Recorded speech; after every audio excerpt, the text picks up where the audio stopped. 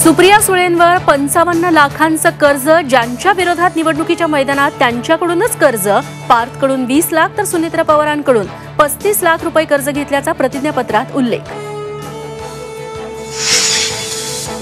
बारामती लोकसभा मतदारसंघातून सुप्रिया सुळे आणि सुनेत्रा पवारांचा उमेदवारी अर्ज दाखल। बारामतीकरांच्या मनातील सुनबाई दिल्लीत जातील, शिंदे फडणवीसांचा शरद पवारांना टोला। शब्द द्यायचा आणि पाळायचा नाही, सत्तेचा उन्माद या सरकारनं दाखवलाय। पुन्हा या सरकारला निवडून देऊ नका, शरद पवारांची मोदींवर घणाघाती टीका। रत्नागिरी सिंधुदुर्गातून भाजपकडून नारायण राणेंना उमेदवारी जाहीर, किरण सामंतांची माघार। तळ कोकणात नारायण राणे विरुद्ध विनायक राऊतांमध्ये सामना।